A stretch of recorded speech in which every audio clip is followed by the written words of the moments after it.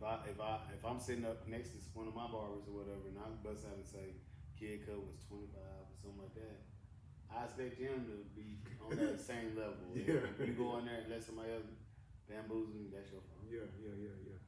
But yeah, I make sure I do it. The price is presentable for the parents or whatever to make sure they good and stuff. Not trying to go rob somebody and say, hey, your kid got a haircut, but it's $50. Yeah. That's crazy work. Yeah. I'm not trying to be rich off of barbering, but I am trying to be straight off of barbering. Yeah. You gotta provide. You know what I'm saying? So, the prices go up on you. Every year the price gonna go up. All your bills, everything. The prices go up. The price increases. So then I'm gonna have to go up to a little. Yeah. I'm sorry, but sorry for the cost of inconvenience. living. It's the cost of living. There you go. Yeah. What separates a busy barber from a struggling barber? Busy barber gonna go get it. Yeah. No matter what, busy barber gonna try to find a way. Even if it's a slow day, he gonna find some way to start a promotion or do something. Or go out there and sell some product or something. Sell some do-rags or something like that. Yeah. But other than that, the struggling barber is the ones that's probably lazy. Like they think everything supposed to come to him. That's a struggling barber. Yeah. When you think you just supposed to sit in the shop and be like, oh, well, ain't nobody come in today. No, if they ain't came in, go out there and go make them come in. Like go down the street, pass out some cars or some flyers or something. Yeah. Promote yourself, get on social media. Yeah. Hey, such and such, we doing this. It's all right to say to somebody, well, we doing $15 haircuts or something like that. You ain't always gotta just, every time somebody walk in the door, we charging $40, $50 for what? It might be something that you might brighten up somebody else's day. They might need it a cut. They might be on their last end. Or that little $15 might turn into a loyal client. Next time I got you a money. Yeah. I done seen it before. For real? I done had a client come in, and then it been the part where I'm like, nah, I ain't got to do this, man. Yeah. Look like he just off the streets. Yeah. Man got money. I went in there and he wanted to skin. Just cut my hair out. Yeah. Man paid me $100 bill. Straight out, thought he was off the street. No, paid me $100.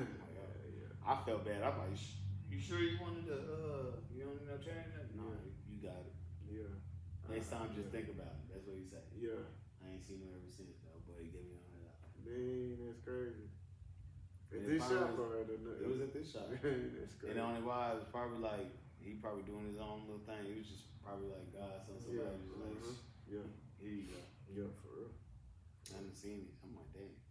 Dang, that's crazy. Yeah. People say barber chair is therapy. Do you feel that? Mm-hmm. You do?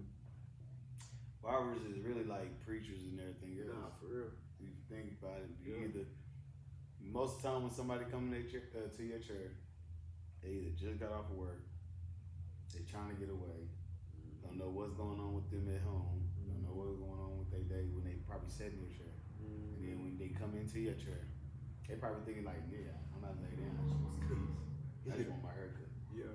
Let me get some peace. Nah, for real. And I done sat and talked to people when they didn't have bad days and shit. And dude would come up there, see the fresh hair, come like, you didn't break them a day. Yeah. And probably, I done had some niggas that been in the chair and they done been beefing with their chick. They go home, think they the top notch nigga out of everybody. Yeah. That's how it goes. But it's just, it's a way of helping somebody relax, cope. And you gotta think about it. Cutting hair, the person that's sitting in your chair, ain't like we're feeding off each other energy. You gotta think about it. If you sit in my chair and I cut your hair and you just sit there quiet the whole time looking mad and stuff, I'ma feel that. I already know it. That's energy. Cause I'm sitting there putting my hands on your head and on everything else. That's energy. I can feel when somebody's stressed the fuck out. So then that probably be the only time this person probably can relax, chill or whatever. I might find a way like, hey man, you need some water out the bag, you need something to drink, you want a beer or something, you want to relax. That probably been the best thing they ever did. You know what I'm saying? Then they leave the chair and probably gotta go back straight to the bullshit. But they probably got a word from it. Escape. There you go. They probably got a word from it, or they probably I probably said something that made their day, or I probably just made the haircut made their day. Yeah. You know what I'm saying? So, like how I look at it is when people come into the barbershop, I don't try to turn nobody down. I just make sure that whatever they came in for, they get what they got. Yeah. Provide that service. Yeah. Hell yeah. Shit. How do you protect your own mental health? God. Like, you know, we're hearing everybody problems and stuff like that. God. Yeah. I tell the first thing to do is pray. Pray. That's the main thing. Yeah. If everybody, one thing about it, you can go tell everybody anything about your story, and they always gonna have the feedback. Yeah. God, the first thing God gonna do is he's gonna just listen. There you go. He ain't got nothing else to say. He gonna listen, and then he gonna make sure. Yeah. You can go back and just say something to God like, dang, why is this happening to me? Yeah. I guarantee you. He'll show you why it happened to you. For real, you right. And then he gonna fix it for you. Right. And then you're gonna have to learn from that situation. Yeah. That's why I say, my main thing is if I feel certain situations are bad vibes, pray. Yeah. I might be sitting right next to somebody and I'll be praying in my head. No, for real, I do that a lot. All the time. Any situation too. Please, Lord, let me get out of here. Yeah, for real. Exactly. For real. Even when I'm about to go do something, like, for instance, like when I come do the podcast, I always pray before the episode. Oh, yeah, you got to. Yeah, get the vibes right. Make sure I'm relaxed. There you go. You know?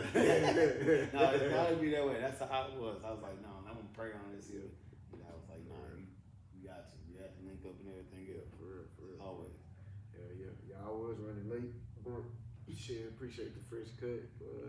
Always. Man, you know how I go. It feel good too when you leave the barbershop. You know, you stop by the stove, you know you gonna get some eyes. They be like, ooh, oh dang.